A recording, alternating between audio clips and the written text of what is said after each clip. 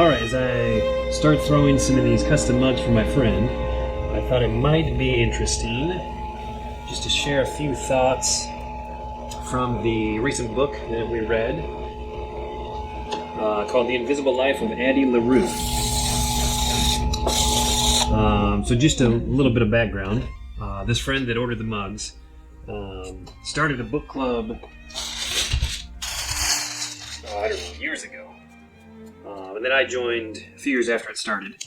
The last round of picks that we did, we decided to put some genres or some, just styles of books, just certain little requirements into a hat, and we would all draw out two, and then we got to pick one of those as our pick. So I got politics and name in the title. So I went with name in the title, and I came across the book, The Invisible Life of Addie Larue. And the description mentioned another book that we had read in our club, in the book club, which was, I forget the title now, I think Blake Crouch, but it was more of a sci-fi book, and Addie Larue, was compared to it a little bit, but Addie Larue is a little bit more fantasy, I guess, but I thought I'd give that a try, and it turns out that I loved it.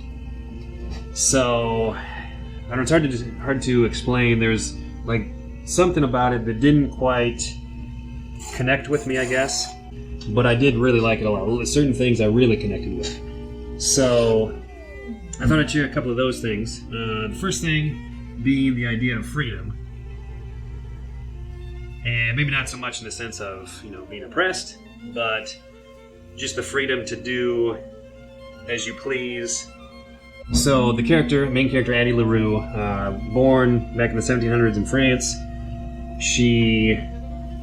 Even growing up as a kid, you could tell she wanted to be out exploring the world. She grew up in this tiny town and didn't want to be there forever. Finally, it was her time to get married, kind of against her will. She didn't want to go through with it, so she ended up making a deal with the devil. And so that's kind of the basic premise.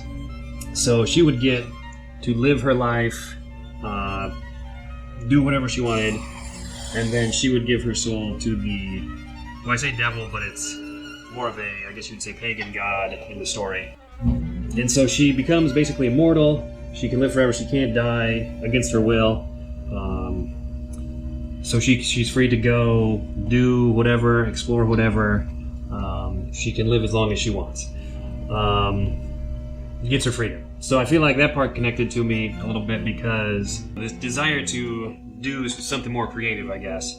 Namely pottery, just creating things, I guess, instead of teaching. So that's kind of always been a desire. And I think part of it is because if I could do this full time, I feel like I would have more time to explore. The next problem for our character Addie, she could live however she wanted. She could live forever, do whatever she wanted, go explore. Take in all the art and architecture and literature and everything else, all the triumphs of humanity, you might say. But part of the deal she didn't realize at first. Spoiler alert. So from here on out, you probably be some spoilers. She cannot. Basically, I think of it as leaving a mark. She can't leave a mark. So she cannot create anything. She cannot do anything that will leave something that people would remember her by.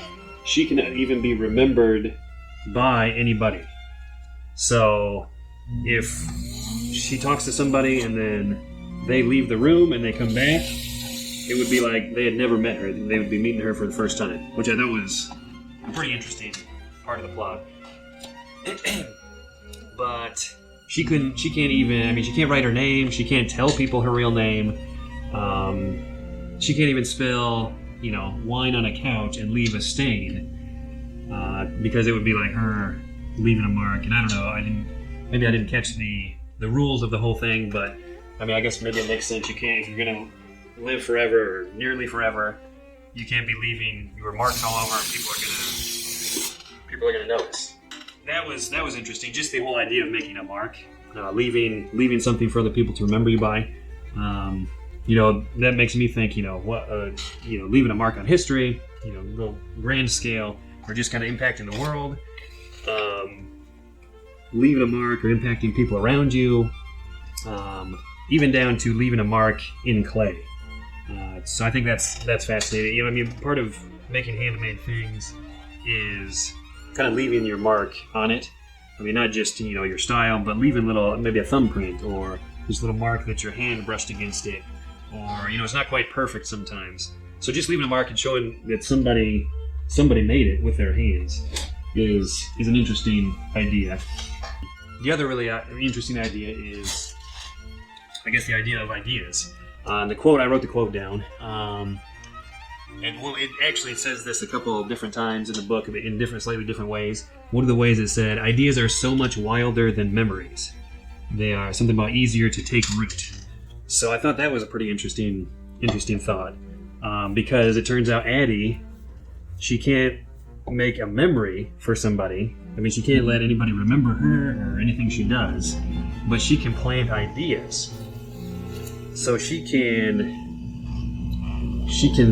you know, plant an idea in somebody's head, or, you know, have them scratch it down on paper. They can leave the mark so they'll remember it, but she can give them the idea.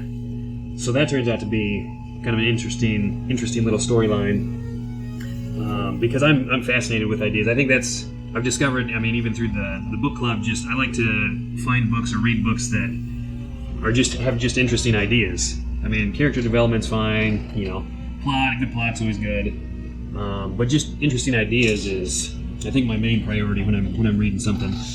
Thinking about how that applies to me, I mean, yeah, I want to make a mark instead of, you know, like objects that people remember. What about the ideas? What ideas can I plant in people's heads? And so is it the idea of just simply creating things by hand? How important is that in the grand scheme of things?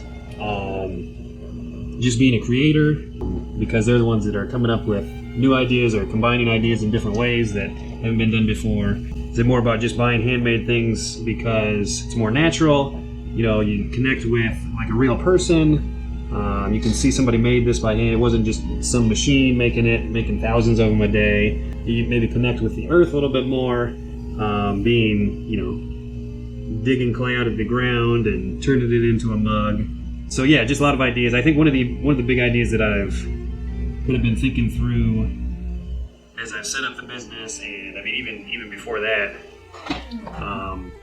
just the idea of going back to Addie, living a life that you want to live and enjoying, like, even just little details about your life. I feel like that's, I don't know, it's hard to say the details are what's important in life, but I feel like that's how we can enjoy life sometimes. So if I can make a mug that, I don't know, has some interesting texture or has enough depth to it that people can, you know, find little details now and then, just to help them enjoy themselves, enjoy life. Kind of like Addie wanted to go explore and take in all the greatness that we have here, that humans have created. So just to be a little bit part of that.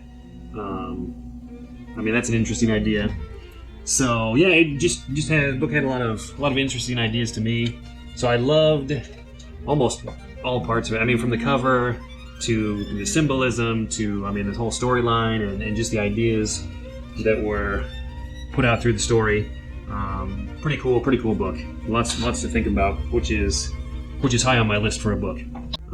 So let me know if you have any thoughts about any of that kind of stuff, ideas or memories or, you know, freedom, and just leaving a mark. I would love to hear your thoughts on that. If you read the book, I'd love to hear what you thought about it too. So thank you for watching. I will see you on the next one, hopefully.